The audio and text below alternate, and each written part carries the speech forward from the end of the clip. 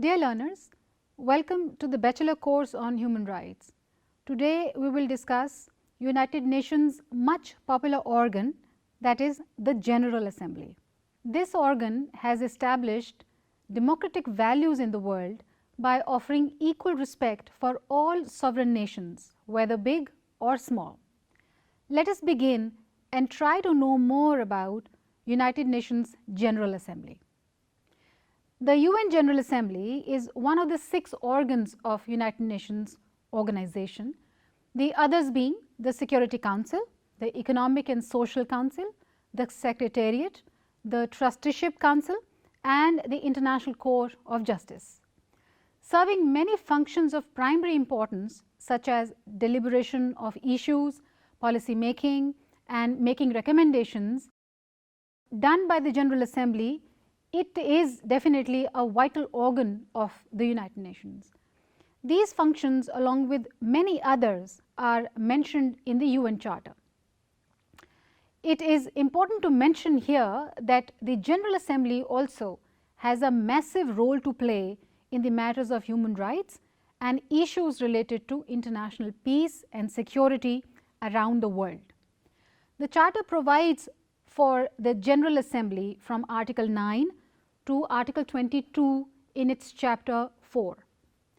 Now, something about the composition of the UN General Assembly. The first session of the General Assembly was convened on 10th January 1946 in London. At the time, 51 countries were part of the General Assembly. The number has risen significantly since then, and the General Assembly consists of 193 member states at present. The UN General Assembly is headed by the Secretary General of the United Nations. All of the member states have an equal representation in the Assembly and every member is entitled to 1 vote. Most of the decisions taken by the General Assembly are taken through a simple vote in which all the 193 member states participate. However, for certain issues of major importance, the voting requires 2/3 majority of the members that are present and voting. These issues include matters of peace and security, admission or expulsion of a member state, financial matters, etc. The General Assembly is responsible for electing non-permanent members of the Security Council and a few other bodies such as the Human Rights Council. Appointment of the Secretary General is also done by the General Assembly based on the recommendations of the Security Council. From this, we would now move on to the functioning of the General Assembly. Its functions as presented in the Charter can be categorized as representative, legislative, controlling, budgetary and deliberative. Some scholars have also identified the functions of the General Assembly as deliberative functions, supervisory, financial, electoral and constituent functions. Let us look at the deliberative functions.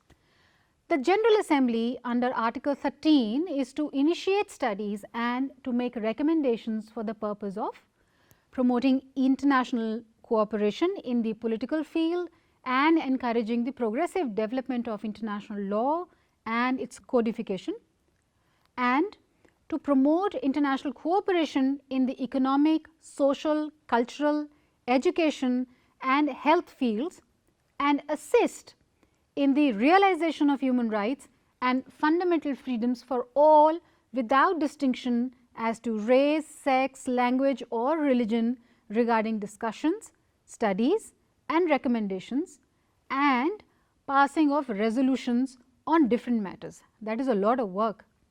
Now, let us look at some of the deliberative functions that are taken up by General Assembly. The General Assembly may discuss any question or matter within the scope of the Charter or relating to the powers and functions of any organ provided for in the present Charter. There is, however, an exception to this. Article 12 of the UN Charter provides that while the Security Council is exercising its functions, that is in respect of any dispute or any such situation, assigned to in the present charter, the General Assembly shall not make any recommendation with respect of that dispute or situation unless the Security Council so requests.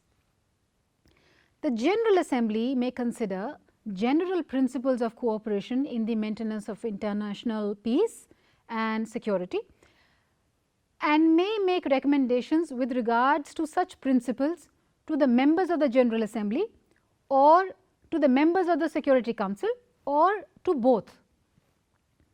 Then the General Assembly has some supervisory functions. The General Assembly supervises the functions of other principal organs and specialized agencies of the United Nations.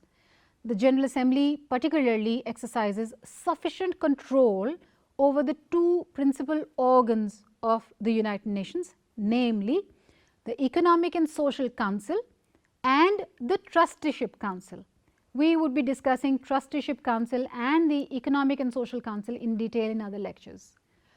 The Economic and Social Council, in fact, works as a subordinate organ of the General Assembly. For more, as I said, details of ECOSOC, we would be having another separate dedicated lecture. So, we will leave it at this only. Now, we will move on to financial functions performed by the General Assembly. The General Assembly also performs important financial functions. It considers and approves the budget of the United Nations. Article 17 of the UN Charter provides that the General Assembly shall consider and approve the budget of the organization. Article 17 further provides that the expenses of the organization shall be borne by the members as apportioned by the General Assembly. Further, the General Assembly shall consider and approve any financial and budgetary arrangements within the specialized agencies and shall examine the administrative budgets of such specialized agencies with a view to making recommendations to the agencies concerned.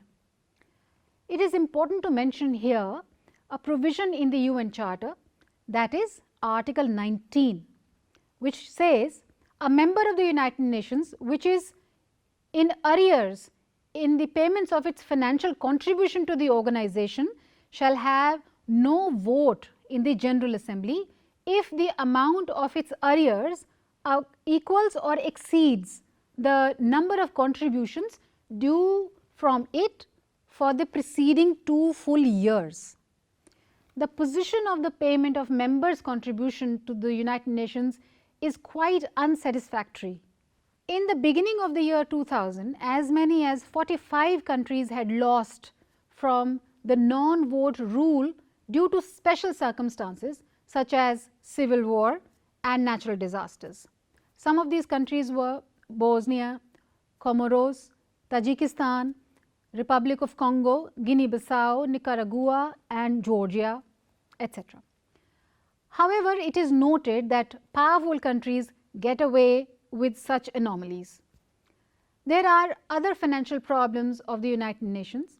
Several countries, including members of the Security Council, have been refusing to pay for the budget of the United Nations.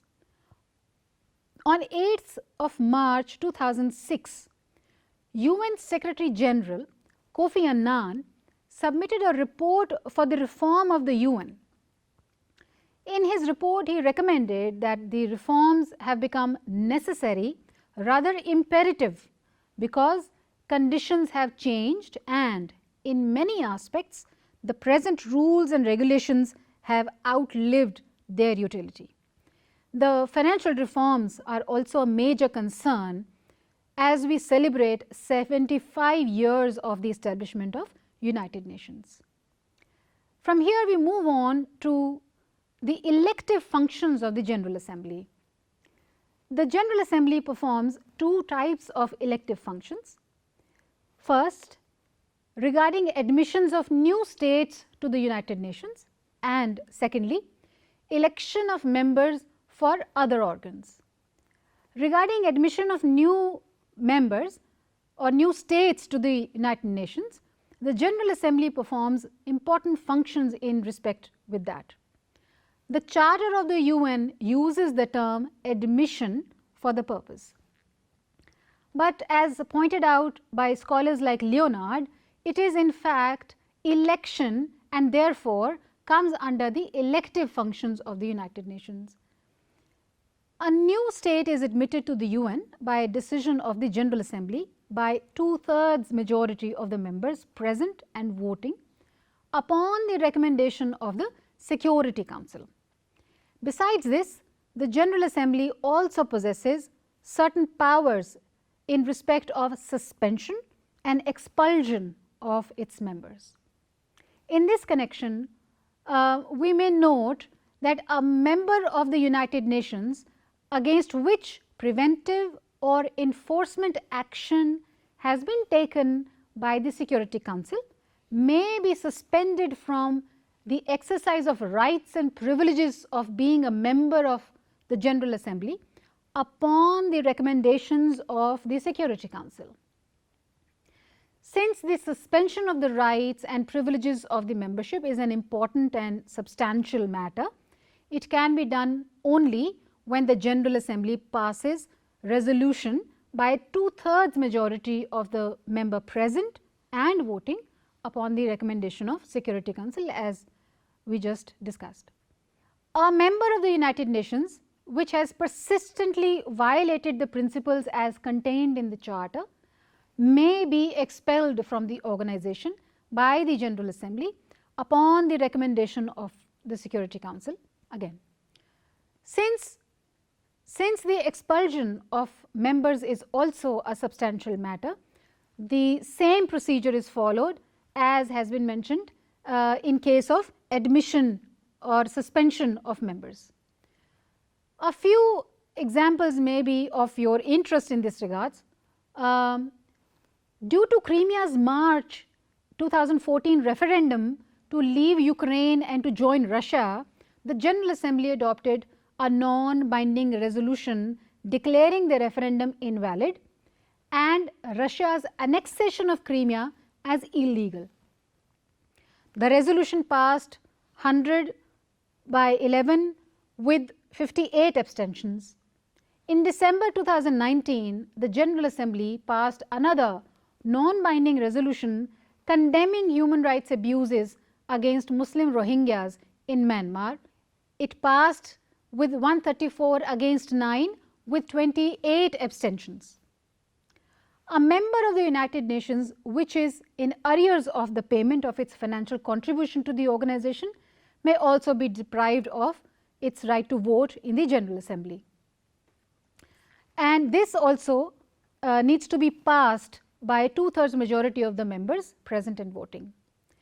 Now, regarding election of the members of other organs of the United Nations, the General Assembly performs important functions in regard to the election of the members of other organs of the United Nations as well. In this connection, the General Assembly performs several functions. For example, it elects 10 non-permanent members of the Security Council. It elects 54 members of the Economic and Social Council. It also elects some members of the Trusteeship Council. For this, Article 86 provides that General Assembly shall elect as many members of Trusteeship Council for a period of 3 years as may be necessary to ensure that the total number of members of the Trusteeship Council is equally divided between those members of the United Nations which administer trust territories and those who do not. Continuing with the role played by the General Assembly vis-a-vis election of members of the other organs, the General Assembly also takes part in the election of the judges of the International Court of Justice. The General Assembly also takes part in the appointment of the Secretary General. In this connection, Article 97 provides that the Secretary General shall be appointed by the General Assembly upon the recommendations of the Security Council. Now, we will move on to the constituent functions of the General Assembly. The General Assembly performs important constituent functions also. It takes part in the amendment of the Charter. The Charter provides that amendments to the present Charter shall come into force for all members of the General Assembly and ratified in accordance with their respective constitutional processes by 2/3 of the members of the United Nations, including all the permanent members of the Security Council. So far, there have been only a very few amendments to the Charter. The amendments to Article 23, 27 and 61 were adopted by the General Assembly on 17 December 1963, and it came into force on 31st August 1965. A further amendment to Article 61 was adopted by the General Assembly on 20th December 1971 and came into force on 24th September 1973. An amendment to Article 109 adopted by the General Assembly came into force on 12th June 1968. A perusal of all the points that we have just mentioned, powers and functions of the General Assembly, leads us to the irresistible conclusion that General Assembly is a very important and potent principal organ of the United Nations. In addition to this, the General Assembly also has its own committee system. It has 6 main committees. These are Disarmament and International Security Issues Committee, Economic and Financial Issues Committee, Social, Humanitarian and Cultural Issues Committee, Special Political and Decolonization Issues Committee, Administrative and Budgetary Issues Committee, and Legal Issues Committee. These committees are in charge of formulating the drafts of resolutions to be adopted by the Assembly. The third committee, that is Social, Humanitarian and Cultural Issues Committee, is perhaps one of the most important of all the 6 committees. It holds general debates on self-determination, racism, women-related issues, drugs, social development, crime prevention, children, indigenous people, and of course, questions on human rights. This process is carried out with the use of much delegations and discourses in the meetings. Almost the entirety of activities related to human rights issues are carried out in the span of a week when one delegation questions the practices of a member state. In most of these cases, the state in question calls for a vote and the resolutions fail to raise a consensus. Then there is another committee which is mention worthy here, and that is the Economic and Financial Committee. It deals with the issues such as sustainable development, human settlements, poverty eradication, strengthening humanitarian and disaster relief resistance, and information and communication technologies for development, etc. Complete goals for the first committee, that is the disarmament and worldwide security issues, are also covered with the matters like demilitarization.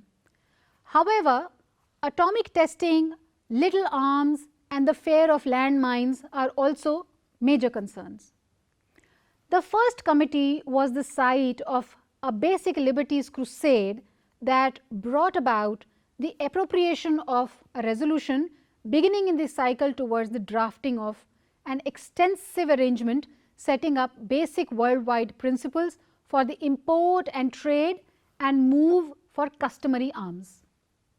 This process is carried out with the use of much delegations and discourses in meetings.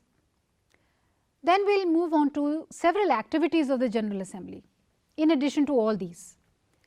In 1948, 2 years after a gathering at its debut meeting, it proclaimed the Universal Declaration of Human Rights. which contained 30 articles sketching out worldwide principles for basic freedoms. A noteworthy demonstration, it broadcasted the characteristic respect and equivalent and natural privileges of all individuals from the human family. As the seat of the United Nations Commission on Human Rights, United States First Lady Eleanor Roosevelt assisted with the drafting and passing of the statement and saying that it might all around become the worldwide Magna Carta for all men all over. After 2 years, the General Assembly together broadcasted the Universal Declaration of Human Rights as a goal which was received by 48 votes to none with 8 abstentions. With this, we move on to the treaty making capacity of the General Assembly. By 1954, the General Assembly had before it the 2 draft covenants, and for the coming 12 years, there was article by article discussion.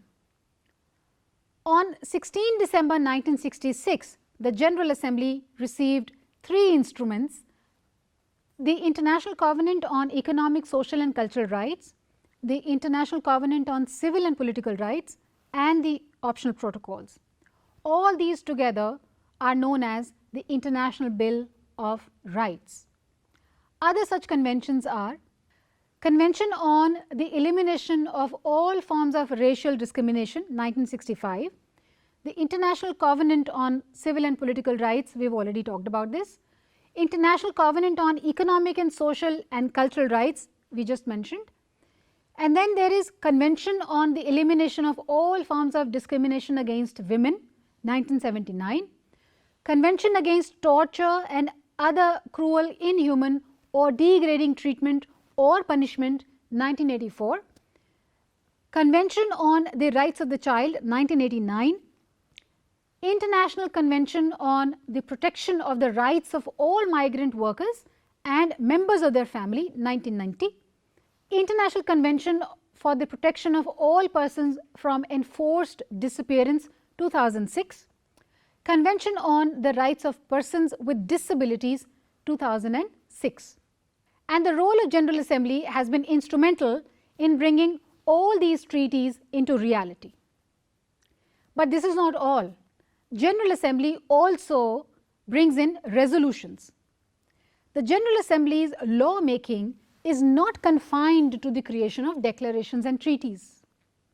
The General Assembly resolves and fixes goals containing affirmations which are of impressive legitimate essentialness in their own right, for example, working for all inclusive opportunity of movement, basic freedoms protectors, basic liberties and social differences, violation of human rights through hired mercenaries, rights of children, torturing of captured prisoners and many other such issues. It is very important to mention the Millennium Declaration.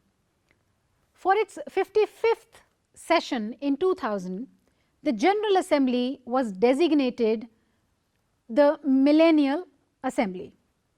At a summit that year, Kofi Annan unveiled the Millennium Declaration. It set forth the Millennium Development Goals, MDGs as we popularly know them. It is a collection of time-bound and measurable targets for reducing poverty, halting of spread of HIV/AIDS, improving access to primary education and other metrics of development. The developmental goals continue to be invoked by many governments and non-government organizations to spur aid to developing countries. Significant advances have been made in education, infant mortality and poverty. In 2015, the General Assembly set new goals for sustainable development as well. Now, it is equally important as everything else to see what is the relationship between the General Assembly and the Security Council. Let us have a look at it. The relationship between the General Assembly and the Security Council is very important and strenuous as well. Let us look at some of the provisions which might help us in understanding this relationship. In accordance with Article 20 of the Charter, the General Assembly may convene a special session at the request of the Security Council or of a majority of the members of the United Nations. The Council has requested the General Assembly to convene such a special session as stipulated under this provision sometimes. In accordance with Article 24, Clause 3 of the UN Charter, the Security Council submits annual and, when necessary, special reports to the General Assembly. I would recommend that you must read more on the relationship between these two organs. It is very, very interesting. Now, let us come on to a very important aspect of General Assembly, and that is General Assembly reforms. In 2005, Secretary General Kofi Annan presented a report that criticized the Assembly for focusing excessively on reaching consensus and passing resolutions that reflected the lowest common denominator of opinions. Michael Doyle, an international affairs expert at Columbia University, says the Assembly is an important institution that has never quite sorted out its role in terms of being a truly deliberative and functional body, and has insufficient deliberation and not enough genuine discussion. According to this scholar, who is an aide to Kofi Annan, says that the Assembly could enhance its relevance by holding hearings with expert testimony. The Assembly has made an effort in recent years to make its work more substantive and relevant. Resolution 59/313 was adopted in 2005 and established a more influential role for the Assembly's President by authorizing the position with the power to propose debates and expanding the resources available to his office. In 2019, the Assembly established an ad hoc working group dedicated to revitalizing and reporting on the efficacy of General Assembly. The United Nations General Assembly is normally characterized as deliberative, policy-making and delegate organ of the United Nations. In spite of the fact that the Assembly has a lot of powers in relation to the internal affairs and governance as far as the UN is concerned, it holds very little ability to bring changes that would affect a member country. There has been a sustained effort to make the work of the General Assembly more focused and relevant. This was identified as a priority during the 58th session, and efforts continued at subsequent sessions to streamline the agenda, improve the practices and working methods of the main committees, to enhance the role of General Committee system, to strengthen the role and authority of the President of the General Assembly, and examine the Assembly's role in the process of selecting the Secretary General, and several other aspects. During the 70th and 71st sessions, the Assembly adopted landmark resolutions on the revitalization of the work of the General Assembly, which inter alia established an oath of office and a code of ethics for the Presidents of the General Assembly, and provided for informal interactive dialogues with the candidates for the position of President of the General Assembly. The practice of convening high-level thematic debates is also a direct outcome of the revitalization process. All this shows that the realization at the United Nations level that serious reforms are needed in order to remain relevant. That should be it for today's lecture, dear students. I hope you enjoyed the content of the lecture and felt intrigued not only by the idea of human rights, but also by the idea of United Nations. We will keep discussing similar topics on human rights. Till then, keep learning and stay happy. Thank you very much.